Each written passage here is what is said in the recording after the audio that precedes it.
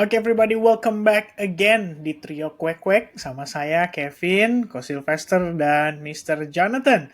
How are you guys today? All good? Ya gimana ya? Jadi lihat deh, Jono senyumnya beda bro. Lu harus tanya Jono gitu, senyumnya Oh, beda. ada Aduh, sesuatu jangan. nih yang menyenangkan ya.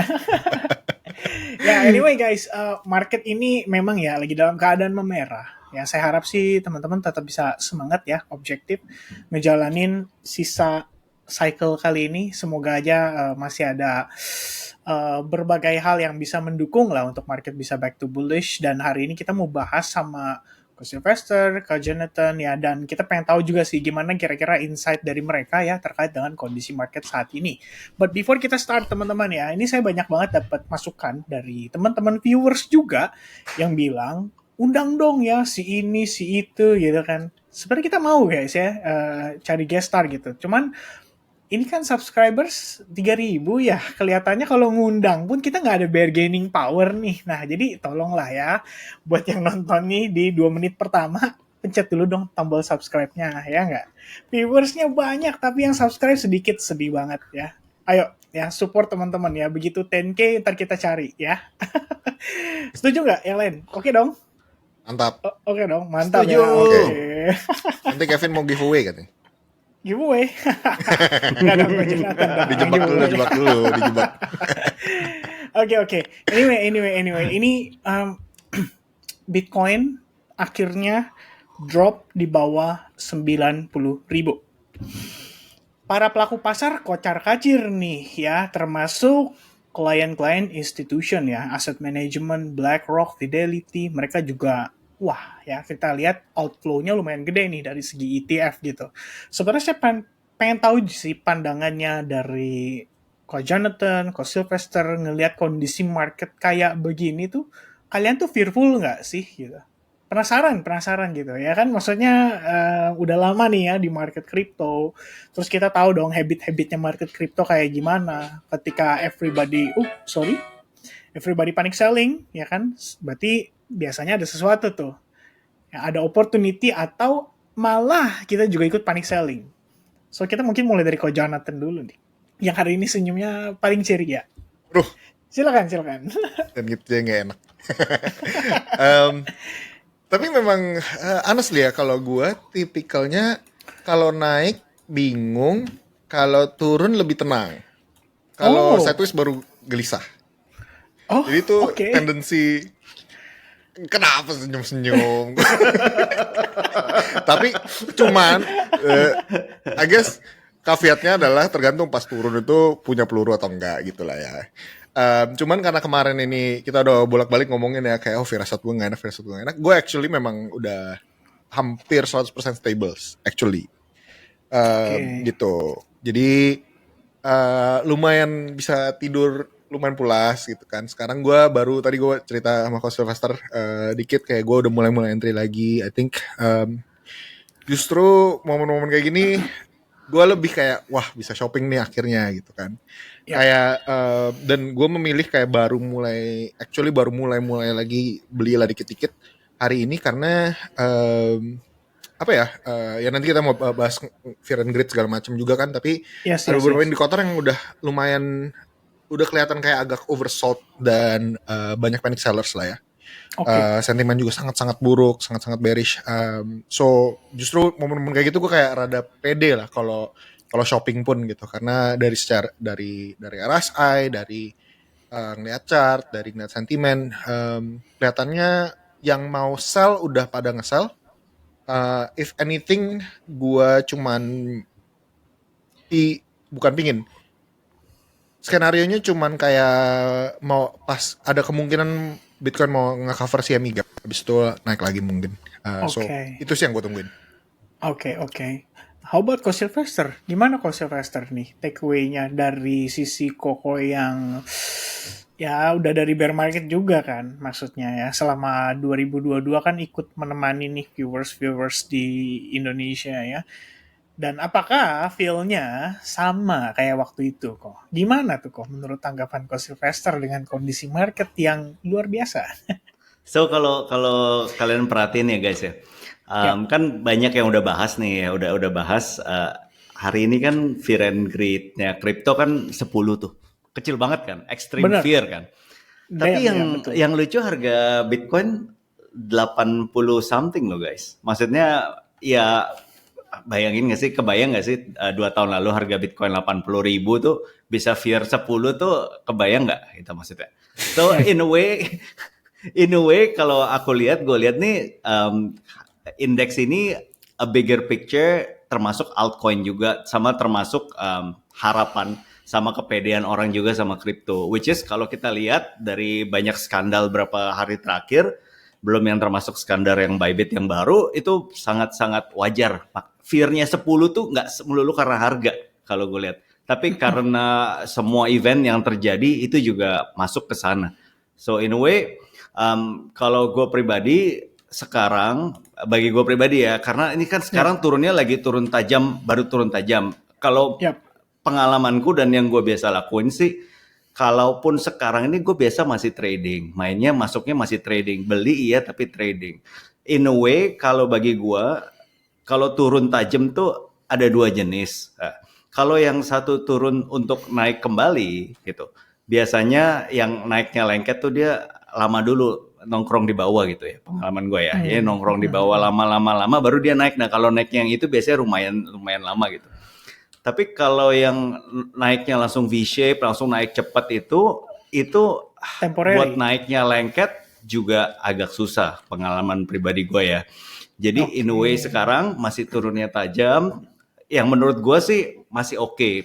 Secara pribadi masih oke. Kenapa? Karena volatility masih ada, harganya masih ada. Better ini dibanding yang minggu lalu tuh yang cuman yang apa sih yang geraknya begitu doang tuh loh, yang cuman 1% ke atas, 1% ke bawah, itu susah gerak guys. Bagi gue ya, buat di trade itu susah gitu bagi gue. Nah kalau yang sekarang ada volatility, ya masih oke pribadi. Dan kalau dari segi hopiumnya ada satu sisi small coin, beberapa grup coin nih yang lagi seru-serunya gitu ya. Meskipun gue nggak dapat 10x kayak yang temen gue dapat 10x nih barusan yang lagi ketawa senyum gede di mana. Lu harus share Jo, biar lu ini hopium kan. Lu kan bilang market butuh hopium kan. Nah, lu harus share hopium lu nih nyata dapat 10x, bro. Kayak gitu. Aduh. Coba 10x ya gue all in ya. Kan gue tadi baru cerita hampir 100% USDC. Berarti kan gue masuk kecil banget. Aduh, mental lagi kayak nggak seger-segernya gitu untuk ngedijan kan. Ya udah cuman taruh dikit, tapi ya 10x so far mungkin lebih actually ya sekarang pas hari ini. Ya, apa nih drop tickernya? A1C Sally namanya. Ya, shout out to my brothers Mr. Andreas Tobing dan Mr. Andy Kripstocks. Gue kemakan shillnya mereka dari sosmed actually. So pretty public ya, mereka udah nge-call beberapa kali. Gue cuman ya iseng lah masukin. Beneran 10x. So ya gitu lah. Tapi di satu sisi lain juga ya, gue bukannya apa ya, kalau udah 10x berarti ada kemungkinan turun juga ya guys ya. Berarti kalau mau beli nih sekarang harus diingat udah ada yang untung 10x nih maksudnya. Berarti ada kemungkinan harga turun juga ya. Ya dan gue 10x gue telat sih. Ngasih tahu di other side of the coin gitu. Gitu, kita bukannya nyaranin beli tapi kita kasih hopium. Artinya di market yang lagi turun ada juga si orang trench warrior nih yang bisa dapat 10x nih gitu kan. Jadi harus sering dinontonin si trench warrior Jono ini kan, kemanapun dia ada kita harus sering nontonin. Siapa tahu bisa drop ticker kita gitu. Exactly. Gue taruh kecil banget sih, kecil kok. Ya. Tapi Jo, I mean itu kan ya altcoin kan gitu kan, ilusinya kan 10x kan gede, tapi kenyataannya kita nggak mungkin taruh uang banyak kan. Iya. Itu kan poinnya kan. Pas lagi market cap kecil, siapa sih yang punya conviction tinggi banget tuh mau taruh seluruh portfolionya tuh? Maksudnya ini relative to clip size gua yang biasanya ini kecil gitu. Jadi kayak it's actually kayak gue cuma bener kayak udahlah siapa tau naik dikit gitu. Jadi kayak nggak bisa di inilah nggak bisa lah, win rate juga lagi jelek gitu kan. Cuman ya ini salah satu a breath of fresh air gitu. Hopium kan, mental jadi naik kan. Abis ini langsung all in kan. Mantap. Ya, anyway, congratulations berarti ya buat yang membeli ticker yang sama ya. So yeah, it's a bit relief ya dari sisi portofolio, minimal ada ijo-ijo dikit lah ya. Sama ini Vin, gua Ya, share beberapa koin Hopium ya. Artinya maksudnya yang tadi gue bilang di antara yang turun-turun ini ada beberapa sebagian tuh yang naik gitu. Oke. sure. Ini koin-koin baru rata-rata. Ya kan? Woo! Nih. P-Network udah $2,7. Yeay, gitu kan? Bera guys, tuh. Ya nggak kayak P-Network tadi, tapi kan ini nggak kayak market umumnya kan. Habis Yes. itu Kaito. Tuh, wih mantep kan? Kaito tuh.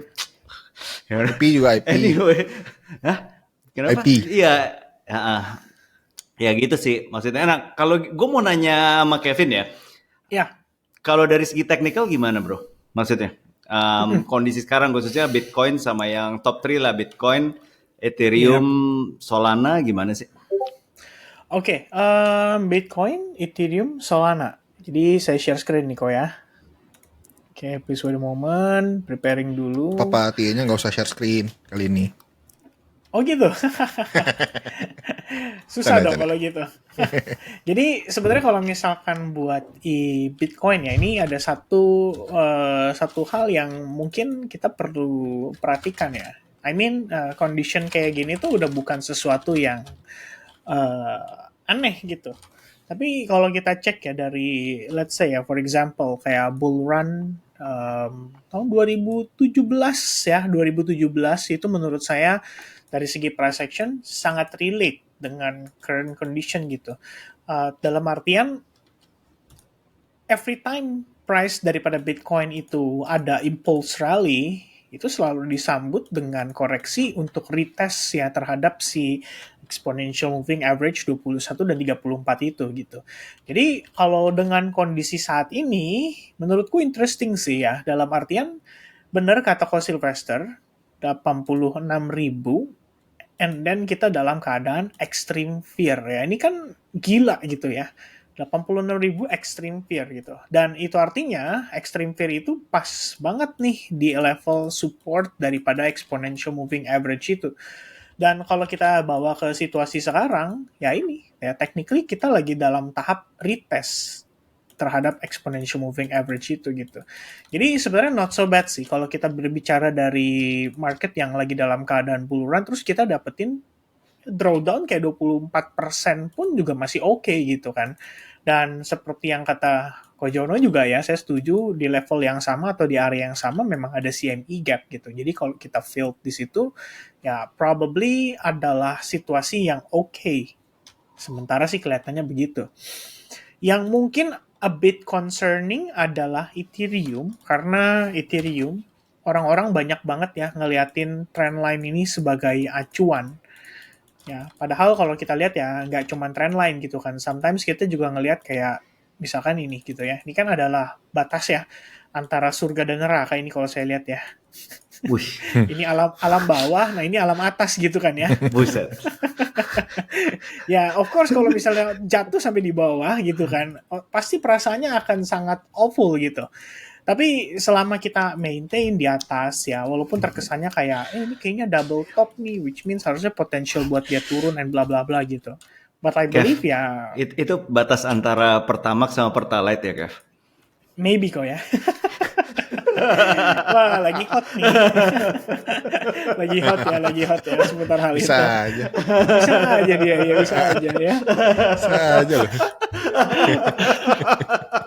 Cocok. Ya, jadi Cocok. actually more or less itu sih sebenarnya yang aku lihat ya. Ini memang kita dalam keadaan oke gitu.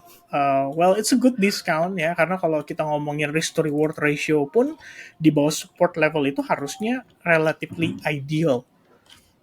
Ya kan? I mean, it's a good deal gitu loh yang ditawarkan sama mereka gitu. Dan terakhir paling Solana ya. Ini yang terakhir Ko Jono tanya kan waktu di pertemuan kita yang lalu gitu. And I think ya untuk khusus Solana gitu. Ini memang concern terbesar saya adalah di trendline tersebut gitu kan ya. The moment kita start living di zone Dan sebetulnya kalau teman-teman perhatiin ya, yang big concern-nya itu adalah di hari Jumat tepatnya. Jadi kalau waktu pekan lalu kan kita hari Kamis tape ya teman-teman create video. Hari Jumat itu ada proses retest yang disambut dengan candle yang kurang begitu ideal. Kita bisa bilang ini lebih seperti bearish engulfing. Nah, itu yang sebenarnya jadi big concern gitu. Jadi ini kayak semacam ngasih tahu ke kita bahwa, hey ya, this is a weakness gitu loh. Weakness candle gitu. Dan dia nggak mampu nih ngeklaim, kalau ibarat tadi ya, si Ethereum ini alam bawah, alam atas gitu kan ya. Nah, dia nggak bisa ngeklaim tuh. Ya ada apa gitu kan. Ya, itu sebenarnya pertanyaan terbesarnya di situ. And then ya, I think setelah itu kita disambut dengan selling pressure, menurutku ini adalah hal yang sangat-sangat wajar gitu ya. Dalam artian, ternyata there's not enough demand untuk bantu Solana itu dapat momentum bullish kembali. Sementara di situ sih kelihatannya. Dan sekarang dengan harganya yang turun kayak gini gimana ya? I think kita bakal testing ke level ini. Ya very likely 122, 125 ya bisa jadi potential support level yang akan divisit gitu. Karena pada dasarnya tahun 2024 di situ kita main cukup lama ya sebelum akhirnya dia ya have a nice rally dan ada all time high baru gitu. So yeah, that level should be support level yang harus kita pantau. Itu sih kalau pandanganku gitu. Tapi yang paling penting kalau Bitcoin ya, kembali lagi ke yang situasi tadi juga saya anggap bahwa ya it's a part of a retest, it's a part of correction dan not so bad ya dengan extreme tier-nya. Gitu sih. Nice. Hopefully great insight ya, hopefully. Soalnya tembus key level. Key level ya. Betul. Ya, it's a bit concerning of course ya buat beberapa yang benar-benar fokusnya nge-degen, ya kan, Solana, USDC, ya probably ini lumayan concerning gitu. Tapi menurutku sih, ya kalau memang kita expecting Bitcoin bisa rebound kembali, I think Solana masih ada opportunity. Anyway, ini ada important question sih sebenarnya buat Ko Jonathan dan Ko Sylvester. Kita tahu nih sebelum ini Wintermute dan juga Jane Street itu adalah part of market maker ya buat si BlackRock gitu. Bahkan sudah sempat ada kayak official announcement bahwa BlackRock sendiri nunjuk Jane Street sebagai market makernya mereka. So, Jane Street, Wintermute, so far kinerjanya dalam 2-3 minggu terakhir itu hanya bikin market sideways. The moment Citadel masuk, ya kan, sebagai market maker, suddenly market drop hanya dalam hitungan beberapa hari, mungkin 1-2 hari aja. Dan kebetulan Citadel itu saya juga dapat infonya dari grup kita. Actually, saya lupa dari Ko Angga atau Ko Sylvester yang waktu itu ngasih tahu ini gara-gara Citadel ya gitu. Soalnya saya penasaran gitu ya, pengen tahu tanggapannya. Mungkin Ko Sylvester dulu nih, gimana kok? Dengan masuknya Citadel itu, apakah ini artinya era kripto P2P atau Bitcoin peer-to-peer ya, player-to-player gitu kan, sudah berakhir. Dan sekarang kita masuk ke era baru di mana ya between institution versus institution. Oke. Jadi mungkin kita clarify dulu ya market maker semua biar simple dulu ya. Pertama yang terjadi adalah Citadel itu mau jadi market maker apa kripto. Di mana yang udah ketahuan jelas tuh mereka mau masuk ke exchange besar di US, Binance, Coinbase, Crypto.com. Jadi ibaratnya mereka mau, kalau mereka nggak ada bilang mereka monopoli, tapi tebakanku dengan semua rentetan 2 tahun terakhir sih gayanya ini dia nih take over-nya. Artinya kan Binance udah dituntut-tuntutin semuanya, udah keluar Binance.com, Binance.us udah dibuat nggak bisa gerak, sekarang mereka masuk kan. Artinya, nah kenapa mereka mau jadi market maker? Well, exactly semua yang udah ada uang itu maunya jadi market maker. Karena resiko ruginya lebih terjaga dan juga pemasukannya lebih rutin gitu kan. Setiap ada transaksi dapat. Nah, sekarang poinnya kenapa satu lagi. Jadi ada kemungkinan mereka juga bilang mereka mau bisa jadi market maker untuk exchange global. Artinya untuk market crypto global. Nah, Tapi kalau yang aku pahami di sini, mereka ini ingat ya, mereka pemain besar dan mostly regulated. Artinya mereka udah jadi pemain yang udah masuk dalam sistem dan kemungkinan mereka untuk melakukan hal-hal yang shady, jurus-jurus aneh gitu kecil lah gitu ya. Nah, mereka mau main di luar, tapi mereka nggak ada bilang crypto marketnya apa. Mereka nggak ada bilang mau masuk di Binance, di Bybit, nggak ada bilang gitu. Yang pasti yang kita udah tahu, mereka sekarang udah jadi market maker di exchange, di EDX market, itu market maker exchange untuk institusi aja. Ya kita mah nggak main di sana, gitu ya poinnya. Itunya udah jelas. Sekarang kenapa menurut Kevin pas lagi Citadel masuk, ininya turun? Ya aku pribadi nggak ngelihat direct link langsung ya. Gitu.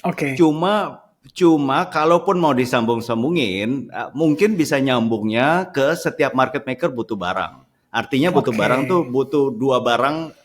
Kalau misalnya mereka mau market making Bitcoin, berarti mereka wajib pegang Bitcoin dan wajib pegang US dollar. Nah, stable coin, USDT. Nggak mungkin cuma pegang USDT doang nggak bisa market making. Gitu. Jadi harus pegang dua, jumlahnya lumayan banyak buat tahan atas sama tahan bawah. Jadi kalau mau dimasuk-masukin harganya turun ya artinya mereka beli di sana. Nah tapi gue mau challenge balik gitu. Kalau yang bilang ini turun supaya dimainin Citadel, supaya mereka bisa beli murah, belinya di mana? Gitu. Artinya belinya harusnya di OTC kan.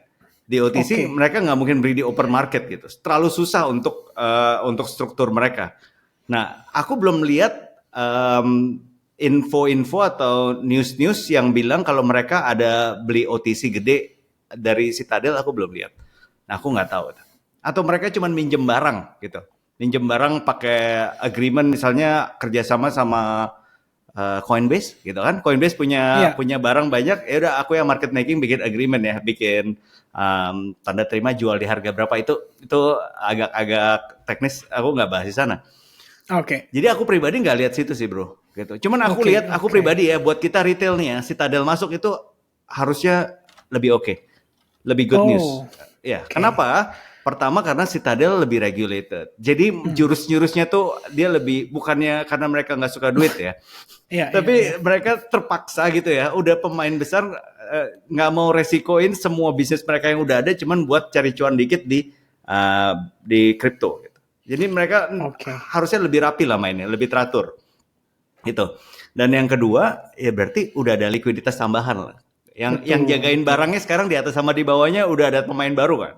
Meskipun kalau udah aset segede Bitcoin, itu nggak ada satu market maker tetap. Udah banyak yang main gitu kan. Banyak yang main ya, tapi kan mereka whale tetap. Jadi lebih tight gitu mainnya. Itu sih. Kita lebih bagus sih harusnya. Artinya sebetulnya mendukung infrastruktur Bitcoin dan crypto market lebih baik ya, ke arah yang lebih baik, benar gak? Mostly middle cap sampai high cap sih kalau aku bilang ya. Iya, yang di halaman pertama lah coin market cap harusnya. Mereka nggak mungkin main di A1C yang Jono baru 10x gitu. Kayaknya gitu ya. Gayanya belum sedijan itu gitu mereka atau di Siley Advanced Group kan. Atau di SAG kan, Siley Advanced. Kok bisa sama sih Siley sama Sally gitu kan? Kurang tahu saya juga. Banyak yang menduga-duga saya yang bikin token. Group namanya Siley Advanced Group. Siley Advanced Group gitu. Go. Oke. Anyway, thank you insight-nya Coach Sylvester. Coach Jonathan mungkin ada mau nambahin atau gue kurang ada insight kalau soal yang ini. Gitu. Malah kurang dapat insight, lebih kurangnya seputar itu ya. Kita tunggu dari Kevin sih. Iya, Kevin aja gimana, Kevin? Oke. Sebenarnya bukan ajarin ya. Teman-teman ini sharing pandangan, opini ya. Pertama aku sepakat sama Coach Sylvester soal regulasi sih. Maksudnya soal infrastruktur gitu. Artinya kita ngelihat likuiditasnya ditambah, which is bagus ya, dan kita ngelihat institution semakin banyak bermain. Downside-nya, actually downside-nya, market ini makin lama akan menyerupai karakteristik daripada market tradisional jadinya. Aku ngelihatnya kayak gitu ya. Jadi cara mereka bermain ya very likely kan pasti akan nyusul seperti US equity gitu ya, S&P 500, Nasdaq dan lain sebagainya. More or less akan mungkin mengarah ke sana gitu. Ya benar sih, artinya kita akan ngelihat karakteristik baru dan ini akan memaksa kita untuk beradaptasi. Kalau tanggapanku sih kayak gitu ya sebenarnya dengan adanya Citadel, Jane Street dan si Wintermute ini gitu. Cuma kan banyak orang nyalahin ya. Ini kerjaan bandar nih ya, bandar mau cuan doang ya. Sebenarnya nggak juga sih. Kalau menurutku retail itu dan Wales adalah simbiosis mutualisme ya. Kita mau ngelihat market rally butuh Wales, tapi Wales mau beli butuh retail. Hmm. Ya dong. Jadi I think ya dengan Citadel masuk ya aku pikir kelihatan ya bagaimana Jane Street dan Wintermute udah upaya ya kan mungkin selama 14 hari terakhir itu. Kalau yang Coach Sylvester pernah bilang tadi kan di awal ya ada satu momen Bitcoin di hari Senin tuh nge-wick ke bawah tapi balik lagi naik ke atas. Masih gitu ya kok. Itu sebenarnya sih masih ada efek juga dari Donald Trump. Cuman makanya begini, kenapa aku curiganya Citadel kok ya. Ini alasanku. Kalau teman-teman ingat, 2 minggu terakhir itu core CPI yang angka inflasinya naik, kemudian Jerome Powell testimoni yang ternyata dia bilang tetap hawkish ya dalam artian ini lihat aja inflasinya naik ngapain gue pangkas suku bunga kan simpelnya begitu. Kemudian di momen itu Donald Trump juga ngumumin soal tarif, ada masalah Rusia and Ukraine yang sudah mulai cooling down dan bla bla bla. 14 hari market do nothing dengan berbagai katalis besar itu. Tapi tiba-tiba Citadel keluarin info itu, bukan keluarin info ya, tapi dia memberikan announcement bahwa, gue mau market making gitu. Suddenly boom, marketnya goyang gitu. So kecurigaanku sebenarnya kuatnya di situ. I mean, ya benar kata Coach Sylvester, kalau mereka mau barang ya they will use this moment gitu loh sebagai kondisi untuk mereka dapat barang dengan harga yang relatif lebih murah. Soalnya aku ada ngecek, jadi short term holder cost basis ya. Ini orang-orang yang beli Bitcoin di bawah 155 hari. Itu sekitar 4 hari lalu kok, itu harganya di 92.500. Which means sekarang majoritinya rugi gitu.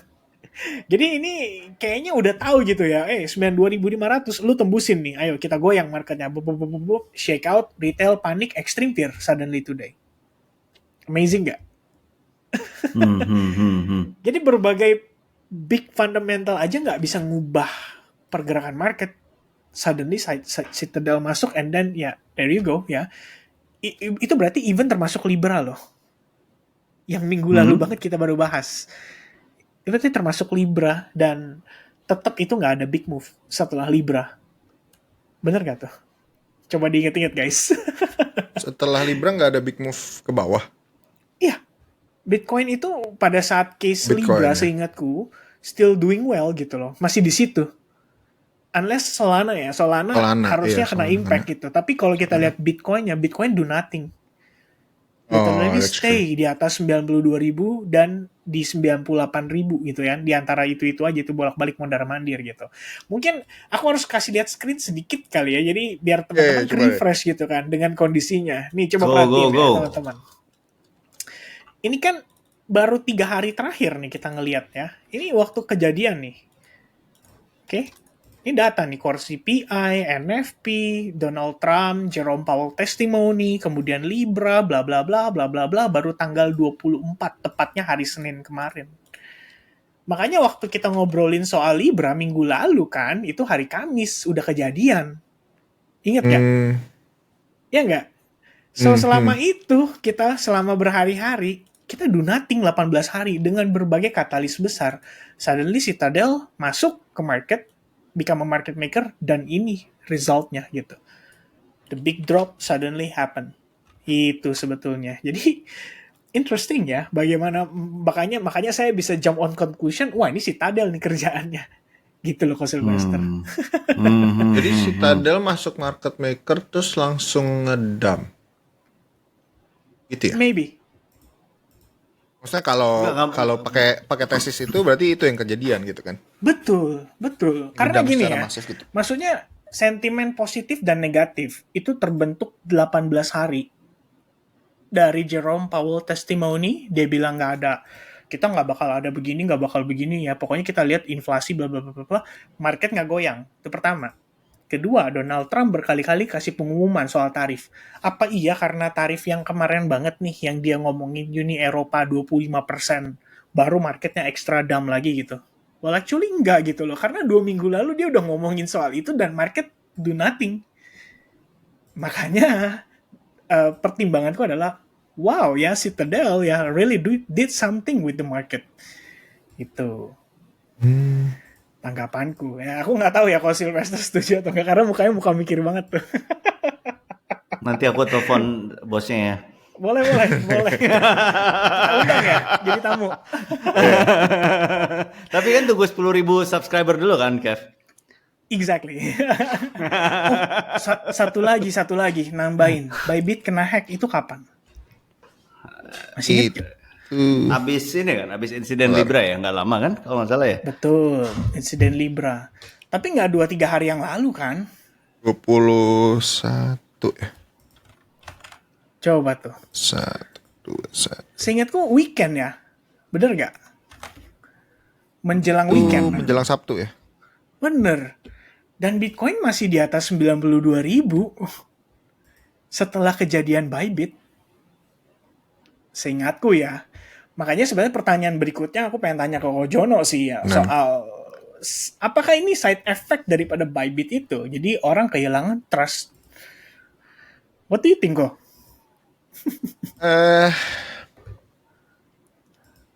Personally, I don't think so. By the way, gue salut banget sama how Bybit handled the crisis. Oke. Itu gokil menurut gue. Kayak it's a show of major improvement lah. Kalau lu lihat cycle yang lalu, insiden besar tuh handlingnya nggak setransparan ini, nggak segercep ini, dan bukan top dognya nggak live stream gitu kan. Kayak betul, so many things he did right menurut gue. Things he did right, dan nggak widespread, dia ambil decision making juga cepat dan tepat, dan gokil sih gitu. So but anyway, props to Bybit by the way. I think that's what every founder or crypto project needs to do ya kalau ada sampai insiden kayak gitu. Dan camaraderie dari berbagai exchange-nya juga bagus ya. But I think itu I personally think dump yang gedenya Bitcoin kemarin ini bukan karena Bybit per se. Maksudnya itu ngaruh ke Ethereum definitely. Ngaruh ke Ethereum directly dan maybe alts, tapi bukan ke Bitcoin. I think Bitcoin was something else gitu. That's my opinion. So ada questioning nggak? Either ko Jonathan atau ko Sylvester kayak, what makes Bitcoin drop gitu loh? What made Bitcoin drop gitu? During that time gitu ya, Jadi kayak, sumpah kok, saya nggak tahan sama muka ko Sylvester, dia tuh mikir. Dia ngeliatin apa tuh? Jadi kayak lagi langsung research, iya juga ya turunnya gara-gara apa ya? Nih gue share deh turunnya gara-gara apa. Ini dia nih, gas. Karena ini penting ya. Ini nih turunnya nih.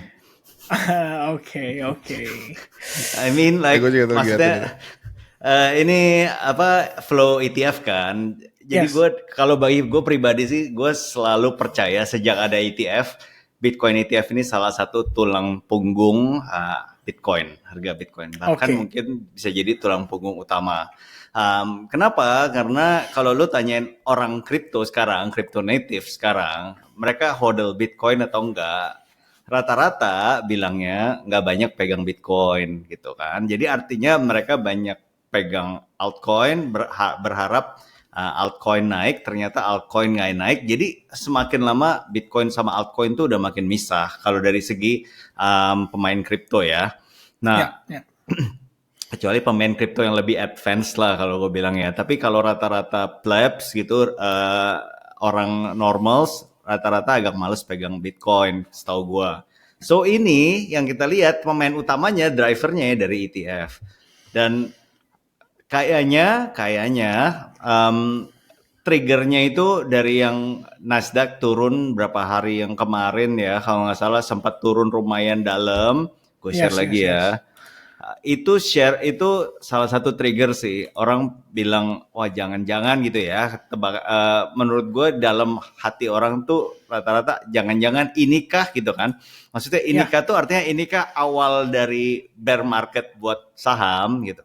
ya, Karena ya, ya. selama ini orang takut-takut doang tapi harga saham naik-naik terus gitu. Nggak pernah turun, akhirnya bounce back orang beli-beli lagi kan. Sama Ya, Bitcoin juga gitu. Nih kalau perhatiin Nasdaq ya. Nah ini kan terakhir kan sempat turun sini kan Bitcoin juga udah pada takut tuh. Akhirnya rally naik lagi. Nah ini sekarang turun lagi gitu. Orang pikir jangan-jangan ini ya gitu kan. Belum tahu gitu. Tapi Bitcoin udah keburu kena dulu gitu maksudku. Kalau aku lihat sih artinya apa? Artinya kalau benar tesisnya, kalau ini naik lagi nanti, Nasdaq ini naik lagi sama tembus all time high lagi, Bitcoin harusnya balik lagi. Gitu. Setidaknya balik ke oke, 90.000 ke atas lagi, normal lagi, hilang tuh fear, harusnya udah mulai normal lagi. Karena oke. ini guys, gue share yang ini ya.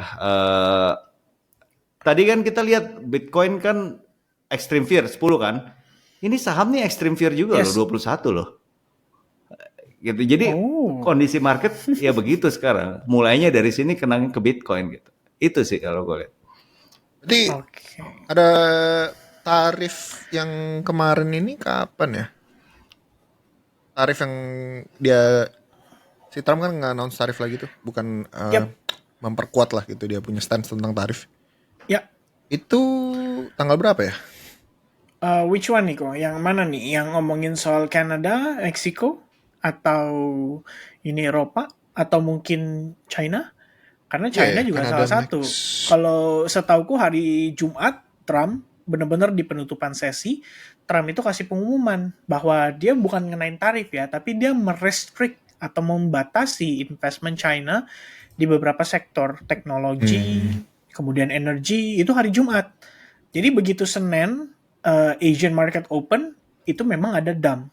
Disusul Nasdaq malamnya. Jadi kalau kalian perhatiin, Senin, Selasa, Rabu tuh bener-bener efek samping dari situ, actually sih. Gitu. Right. Cuman apa iya itu kan? Makanya kan saya keep asking the same question gitu kayak, Ya, I lu guess kalau perasaan. mau read between the lines kan berarti institutions balik lagi jadi risk off mode. Makanya mereka sell off Betul, kan everything. betul, betul. Nah, kenapa? Tahu. What's the reason ya? Nggak bisa jawab kita ya. Kadang-kadang cuma bisa baca gitu ya. But who knows? Tapi gini sih, ini aku mau sedikit sampein pendapat ya buat kondisi market saat ini gitu. Menurutku memang unik ya. Kejadian kondisi market sekarang ini menurutku situasi yang unik gitu ya. Dalam artian bener-bener semuanya bertabrakan gitu. Dalam arti Trump ngeluarin kebijakan ini, naikin inflasi. The Fed ngelihat harusnya nih mereka ngelihat kalau lihat data ekonomi dalam 2-3 minggu terakhir, aku nggak tahu ya teman-teman perhatiin atau enggak, cuman core retail sales US itu minus 0,7% dari 0,9%, which means drop by 9 tambah 7 berapa? 16% lebih kurangnya. 16%, 1,6%. Itu data core retail sales. Disusul dengan core inflation yang naik, kemudian ditambah dengan non-farm payroll atau data tenaga kerja yang turun drastis dari 200 ribuan jadi 100-an something, didukung dengan kemarin banget itu kita dapat info soal debt ya, debt credit cardnya US itu dalam keadaan all time high. Itu amazing sih menurutku. New home sales turun, drop cukup signifikan. And then ada kondisi consumer confidence juga turun cukup drastis untuk indeksnya baru dirilis beberapa hari terakhir. Jadi sebenarnya kondisi ekonomi di US ini mulai kelihatan ada indikasi yang kurang ideal. Apakah itu juga mungkin kan yang jadi trigger dari market mengambil keputusan dalam 3-4 hari terakhir gitu. Jadi mereka beli bond sekarang kalau aku lihatnya ya. Karena kalau kita lihat yields-nya itu angkanya turunnya lumayan drastis. Turun itu bukan karena nggak ada yang tertarik ya, justru karena lebih banyak parkir duit di bond.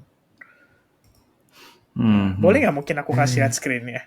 Boleh banget. Sambil sekalian, Kev, abis lu kasih lihat screen itu, gue mau nanya, untuk kondisi kayak gini nih, sekarang ini, Yap, strategi yap. trading lu apa? Gitu. In way, maksudnya kayak time frame-nya, terus lu pakai approach-nya apa, masuknya gimana, lebih ke arah Oke. situnya, bro.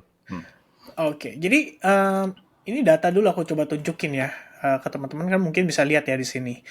Jadi I think one of the biggest triggernya itu ada di services PMI yang dropnya lumayan signifikan, tapi itu sekitar 1 mingguan terakhir. Kita mulai dari labor data dulu deh ya, data tenaga kerja. US unemployment rate actually datanya bagus ya. Kalau kita lihat dia turun 4,1 ke 4%, artinya pengangguran berkurang. Tapi non-farm payroll-nya dari 307.000 ke 143.000. Jadi turunnya kayak 50% lebih, itu lumayan signifikan penambahannya. Kemudian di minggu kedua atau di minggu berikutnya, ini core CPI angkanya naik 3,2 ke 3,3%. It's so big gitu loh buat US, buat the Fed yang mereka lagi bener-bener nge-fight ya untuk nurunin inflation. Kan di hari yang sama Jerome Powell testimoni, makanya dia ngomong soal itu dan dia merasa bahwa kita nggak perlu buru-buru pangkas suku bunga nih, karena kamu lihat sendiri inflasinya aja masih naik. Oke, that's a big concern gitu kan. Dan di minggu yang sama, retail sales suddenly drop 0,7% dari previous month ke angka 0,9%. Ini buat US dollar. So it's a very very bad situation sebetulnya sih. Karena yang core-nya sendiri, which is di luar food and energy, 0,7% turun ke minus 0,4%. Oke, berarti logika kita kan daya beli masyarakatnya turun nih. Kan begitu ya? And then dilanjut lagi dengan minggu berikutnya, one of the big concerning di minggu berikutnya adalah PMI di hari Jumat. Jadi PMI itu adalah salah satu indeks untuk kita mengukur pertumbuhan usaha atau bisnis ya di sektor tersebut, dan services PMI-nya angkanya drop di bawah 50. Jadi kalau misalkan berdasarkan pengetahuanku PMI kalau di bawah 50 itu dianggap sudah memasuki kondisi kontraksi. Bukan kontraksi sakit perut mau lahiran ya, tapi kontraksi ke arah yang ini menandakan adanya indikasi potensi resesi ekonomi. Sebenarnya itu sih the biggest concern-nya gitu. And then ya lastly, new home sales baru banget nih kemarin ya.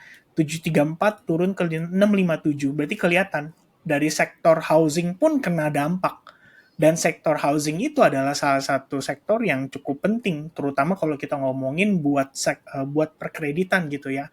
Artinya orang nggak sanggup kredit rumah gitu loh. New home sales dropnya sangat drastis dan ini kan melemahkan sekali bagi daya belinya di US sendiri. Which means harusnya logikaku kalau kayak begini, the Fed harusnya pangkas suku bunga. Karena kalau dia nggak lakuin itu, market nggak dapat sokongan, kacau ya. Very very very high risk gitu untuk market bisa masuk ke recession. And that's a big concern sebetulnya ya. Oke, jadi Coach Investor jadi kok nanya soal itu. Jadi dong. jadi ya. Oke, karena aku basicnya kan lebih ke trading futures market ya. Jadi selama ini aku udah nggak swing trade gitu. Aku lebih ke day trading, lebih ke scalping. So my tips ya buat teman-teman yang mungkin pengen juga ngelakuin hal tersebut gitu.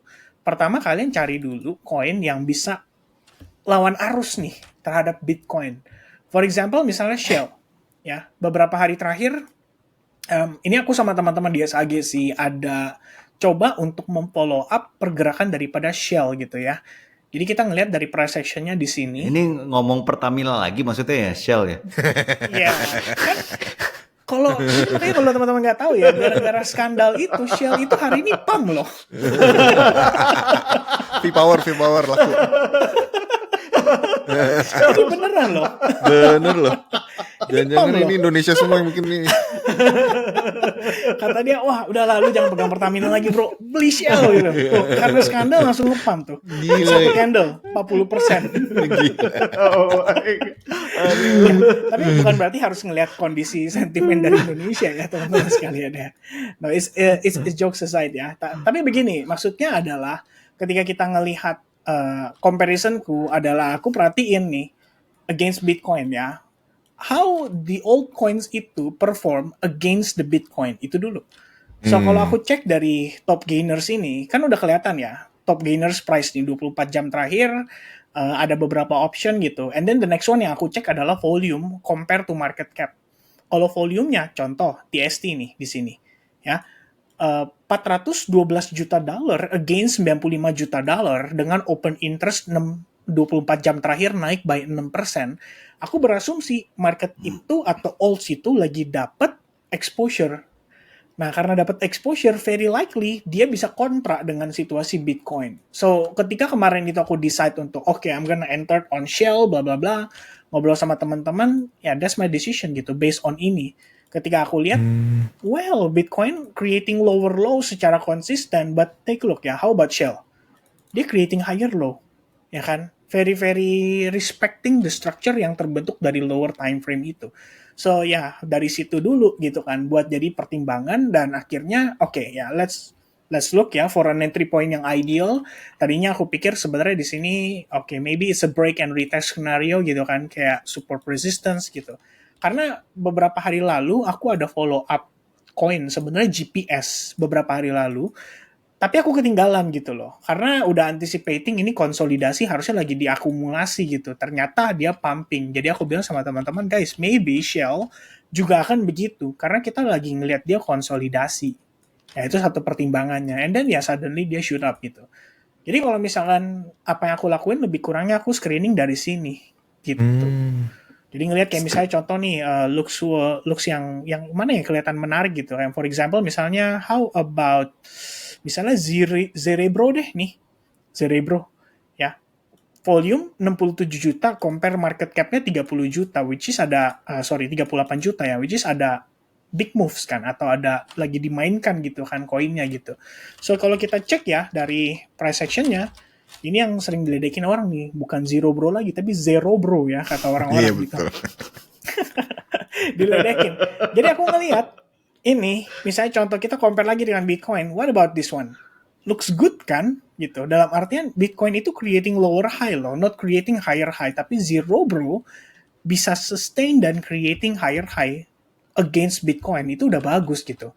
Nah tinggal teman-teman pinter-pinter aja ya cari setup planning entry-nya tuh kayak gimana. Kalau aku biasanya ngandelin dari ya this small movement aja udah cukup buat aku gitu.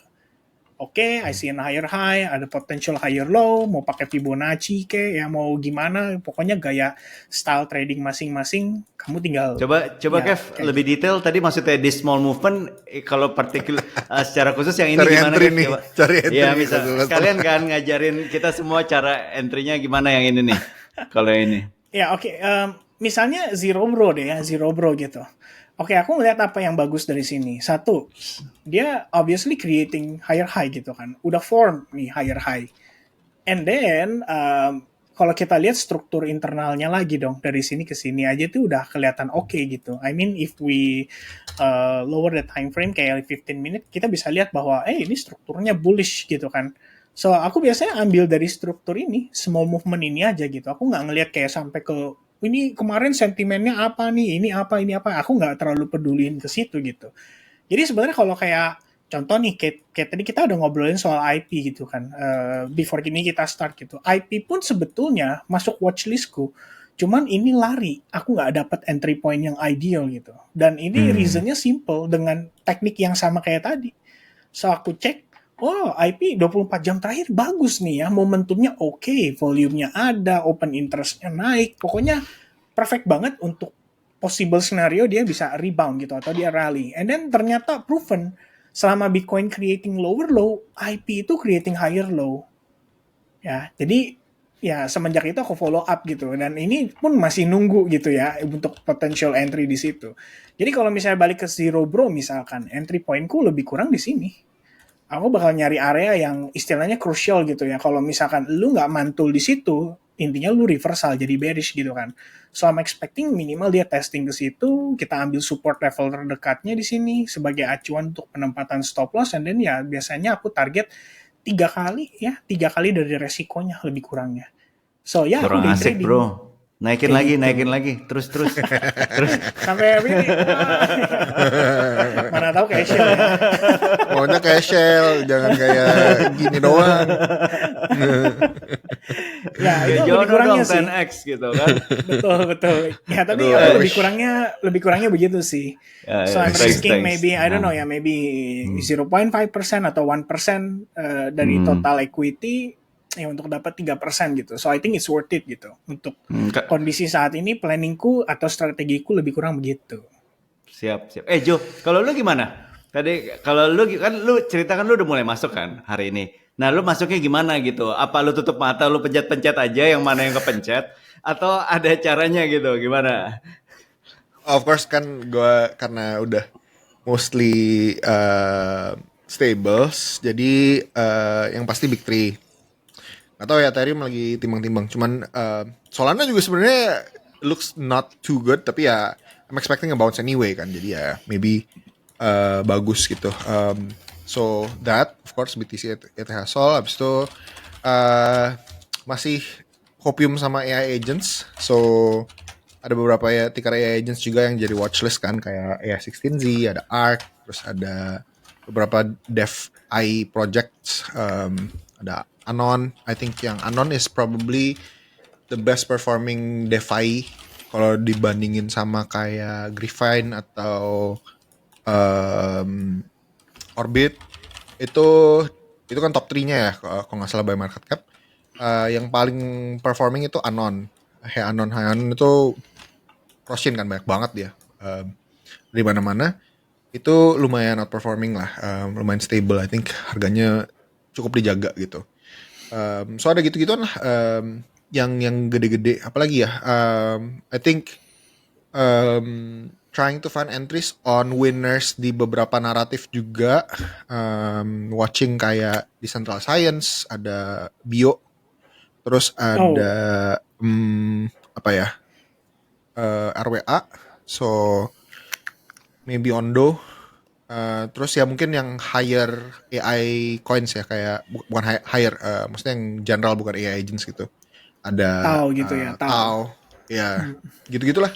So that's kind of in general yang ada di kepala gue, yang gue bolak-balik liatin gitu sih. Ada tahu, ada tai juga loh. Ada tahu kan, ada tai juga tau nggak? Oh iya. Apa tuh? Ticker tai. Di AI ya? Iya, literally tickernya tai, man. Oh ya? Iya, nih gue share ini gue ya. AI kali ya, kalau bacanya pakai koma kali. Iya, nggak pakai nggak, bukan tai. No. Bahasa exact. Tapi nih gue share screen gue ya. Iya, mungkin AI kali, TAI. Iya kan, jangan bahasa Inggris lah, bahasa Indonesia gitu kan biar seru. Iya. Nih gue share screen gue. Nih, tuh. Oh, oke. Powered by AI. Ini bukan promosi ya, ini bukan promosi. Oke. Tapi gue punya last question I guess. Karena gue cukup kaget hari ini gue ngeliat Fear and Greed Index. Kalau di ada dua source kan yang gue bisa lihat, alternative.me sama CoinMarketCap kan. Kalau yang di alternative tuh sampai 10 kan. CoinMarketCap 20. Menurut you guys, atau kalian pernah pelajarin nggak korelasinya Fear and Greed sama price action tuh biasa gimana? Apakah kalau udah se-ekstrim ini biasanya langsung bounce, atau karena ada beberapa data, I think tadi sekilas lihat kayak dulu serendah ini tuh kayak waktu zaman bear market gitu, kayak terus dan dari dia kayak ngebentuk divergence lah, dia basically masih bisa go down again gitu kan for a while. Oke. Gue share ya. Any insights? Ya kalau setahu gue, pengamatan gue, ini bisa terus stay di bawah dan harga turun ke bawah terus masih bisa. Jadi kalau ini kayak ini nih stay bawah nih kan, pocket ini, ini harga masih bisa turun ke bawah terus, tapi dia fear terus gitu. Sama kayak greed kan. Kalau musimnya lagi bull market, greednya bisa di atas terus, harga mah udah oversold. Udah overbought tapi masih bisa naik terus gitu. Betul. Jadi itu sih kalau yang gue perhatiin. Dan ini baru pertama kali turun kan. Jadi bukan berarti dia akan lompat ke atas gitu. Ya bisa aja nih nongkrong di bawah terus. So itu sih kalau aku lihat ya. Level ini tuh sebenarnya historical gak sih? Kayak nggak pernah selagi bulan nyampe segini. Betul. Itu gue nggak tahu. Based on yang aku tahu 2022. terakhir kita dapat angka 10, which means Pas itu bear di bear market kan? market. Iya, exactly. Ujungnya bear market lagi, kayak di bottom gitu, kayak gitu gak sih? Probably. Atau biasanya setelah ada big catalyst gitu ya. Jadi kayak misalkan contoh FTX, and then kita dapetin crash gitu kayak 10.000 atau 5.000 dolar. Oke, besok jadi fear, extreme fear kayak gitu. Tapi bener yang Coach Sylvester bilang. Jadi kita bisa aja stay untuk extreme fear untuk beberapa waktu dan market nggak akan naik gitu. Cuman um, ada beberapa kondisi yang dimana aku ada sharing sama orang-orang juga ya. Kayak ada metode dia tuh dia only DCA atau only beli ketika market nunjukin either itu fear atau extreme fear. Dan every time kita ngelihat dia greed atau extreme greed, oke, gue jual gitu. So dia tradingnya based on sentiment only. Dan dia mengerti kalau majority biasanya salah gitu. Itu aja sih. So itu mungkin juga bagi sebagian orang menimbulkan sentimen tersendiri ya. Dalam arti kayak contoh misalnya gini, CME deh, CME gap. Itu salah CME-nya sebetulnya kan. Karena marketnya Dari dia tutup. nggak buka. Betul, karena kan Sabtu Minggu dia tutup. Tapi kan Bitcoin 24 kali 7 kan. Cuman karena CME gap itu sudah menimbulkan sentimen tersendiri, ya so people believe gitu. Dan mereka ngambil decision based on itu. Jadi aku pikir kayak misalkan Fear and Greed Index itu juga bisa jadi satu sentimen tersendiri untuk ngundang orang untuk make a decision. Ya, I believe so sih. Harusnya kayak 10 begini, gila kali lu nggak beli gitu. Paling nggak pasti ada orang mikir kayak gitu. Yeah, especially for long term holders ya, I think pretty good catalyst. Tapi ya again makanya kayak ya DCA kali ya. Nah masih ada kemungkinan kayak buat orang-orang yang kayak bilang wah ini kalau di 10 kayak gini berarti kan udah lah ini bottom lah gitu. I think secara logically speaking, historically speaking masih ada chance for it to go lower. Tapi bukan berarti itu kayak it's a bad entry gitu. Apalagi kalau jangka waktu lebih panjang. Benar. Mungkin lebih ke tactical entry-nya jadi kelihatan, oh oke nih gitu ya. Lu masuk dengan reason yang jelas gitu di compare dengan ya beli. Itu sudah ada advantage versus the market I think. Iya. Mantap. Oke, anyway, ini udah 56 menit, tidak terasa kita ngobrol ya. Mungkin butuh ini sih ya, kayak final words ya dari Coach Sylvester, dari Coach Jonathan gitu, buat teman-teman hodl, ya teman-teman hodlers ya. Gimana nih kok? Kasih dong sedikit kata-kata mutiara ya dengan kondisi sekarang, based on what you know and based on what you do gitu kan. Ya, gimana? Share. Kalau cari mutiara di toko emas gitu kan. Oh betul. Ya gue cuman bilang gini sih, ya bagi gue pribadi ya teman-teman kalau punya kesibukan, belum terlalu ngerti kripto, masih awam, terus juga masih coba iseng-iseng, ini bukan saatnya masuk market atau trading gitu ya, karena ini volatil banget, naik turun banget gitu. Ada beribu kesalahan yang kamu bisa buat gitu. Jadi ini waktunya kamu belajar dulu sebelum masuk nih. Tapi kalau kamu udah tahu, udah punya waktu untuk fokus penuh, udah punya keahliannya, kemampuannya, this is a good time I think ya, menurutku ya. Maksudnya a good time bukan dari segi invest atau trading, tapi it's basically just a good time sih menurutku ya pribadi ya. Yep. Itu sih kalau aku bilang ya. Oke, thank you Coach Sylvester. How about Coach Jonathan kok? Gimana nih? Oke, sebenarnya gue tadi baru ngobrol sama Andre Sobing actually. Oke. Dan I think ada beberapa kata-kata dia yang lumayan stick kayak bener ya gitu, kayak he mentioned kayak sebenarnya hindsight ini cycle ini mungkin cycle paling susah. Ada beberapa katalis ya, one of them ya alt season gak datang dan lain-lain. I think market jadi strateginya tuh kalau mau stick with the old playbook yang cycle lalu kayaknya agak susah gitu. Yang kita tahu yang pasti adalah Bitcoin dominance, Bitcoin ETF inflow itu mendominasi dan I think win rate-nya paling tinggi lah gitu lah ya kalau kita mau ngomongin itu. So evaluasinya mungkin balik lagi, gue pernah ngobrol juga sama si Suli. Dia bilang kalau lu nggak bisa outperform, kalau selama cycle ini performance portfolio lu itu masih kalah daripada Bitcoin 3x, tiga kali leverage-nya Bitcoin, ngapain lu trading alts gitu? Mendingan lu udah hold Bitcoin aja 3x gitu kayak simpelnya gitu kan, karena basically kan memang frameworknya kita kan kita mau trading alts untuk biasanya outperform Bitcoin gitu kan. So if you can do that, then keep it simple with the win. So I don't know ya, kalau ngeliatin chart-charts kayak especially old alts, gue sangat-sangat skeptis bisa tembus all time high. Apalagi kayak lu kalau ngeliatin chart kayak GameFi zaman Metaverse gitu, kayak wah itu double topnya ngeri banget kayak gitu-gitu ya. Maybe better stick to a proven winning strategy. So teman-teman, I think mumpung lagi market lagi extreme fearful dan lagi banyak koreksi, semuanya quote on quote lagi diskon, I think bisa rethink again strategi-strateginya, convictionnya, dan I think in general kita tahu kalau buying when others are fearful itu rumusnya bisa profit di market gitu. So again gitulah. Okay. Do your own research, but there's opportunity here, I think. Okay. Satu lagi sih kalau gue, I wanna be like Jono, 10x. Wih. Itu satu lagi gue, I wanna be like Jono, 10x guy, man. Berarti nanti next ini kita minta dia sharing ya. Harus, wajib. Itu kan hoki, guys. Oke. Baiklah, thank you Ko Sylvester, Ko Jonathan. Kita udah dapat insightful. I think dari kalian udah cukup ya kayaknya. Oke. Aku nambahin.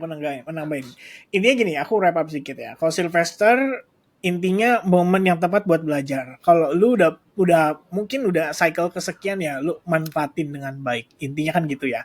Kalau Ko Jonathan tadi pandangannya lumayan banyak ya. Dalam artian daripada lu ribet ya nyari altcoins ini, nyari altcoins itu, why not you hold just Bitcoin aja gitu, karena in the end performance-nya bagus kan untuk Bitcoin gitu ya. Dari aku pribadi sebetulnya ya ini mungkin bukan sedikit lagi ya, tapi aku ngelihat market itu karena kripto ini ada volatility, enaknya di situ sebetulnya. Jadi untuk aku make money itu untuk harian atau day trading itu sangat-sangat possible actually gitu. Memanfaatkan volatilitas atau volume transaksi harian yang bisa dibilang ya dari segi price action-nya enak gitu. Sebenarnya strukturnya rapi, nggak terlalu banyak intervensi, sometimes ada sentimen dan bla bla bla. Tapi again ya, if you new to this crypto space, it's better to not touch it first gitu. Karena aku banyak banget ngedapetin orang-orang sharing gitu, kayak mereka beli Bitcoin di 105.000, mereka beli Mudeng, Hippo dan lain-lain di atas banget gitu. Kemarin Mantra udah sampai 7, sekian. Ada yang nanya dong ya di kolom chat atau di kolom komen, kok Mantra prospeknya bagus nggak ya? Apa beli sekarang ya? Langsung kayak, Mantra udah dari 0,1 men. Udah dari berapa naiknya? Kenapa baru nanya sekarang gitu? Jadi kayak I think you should learn first sih before decide untuk masuk ke crypto space. Apalagi ini the most volatile market in financial market sampai dengan hari ini gitu. Terbukti ya dengan berbagai sentimen, berbagai I don't know ya, rug pull scam dan bla bla blanya. Itu benar-benar kayak ini ya udah wild west ya, apa gimana kau bilangnya? Wild west ya. Pokoknya orang keluar ketemu cowboy lain udah keluarin pistol tembak udah jeder. Gak ada aturan gitu. So itu maybe insight dari saya sih lebih kurangnya seperti itu. Dan agree dengan Kak Jonathan, against the crowd. Berarti gue satu lagi, I wanna be like Kevin. Berarti Kevin tuh kalau gue bisa dibilang timnya Pertalite kan. Kalau Jono kan timnya Pertamax gitu kan. Jadi pertanyaan buat viewer, tim Pertalite atau tim Pertamax? Oke. Begitu ya. Oke. Ya, mereka tim Shell kok, udah naik soalnya tadi. Tim Anyway guys, thank you very much ya buat kalian udah nonton. Thank you Ko Sylvester, Ko Jonathan udah luangin waktu. Don't forget guys, help us to reach 10,000 subscribers ya, supaya kita bisa undang tamu. And then the next tamunya ya 20,000 subscribers, bener nggak kok? Go, go, go.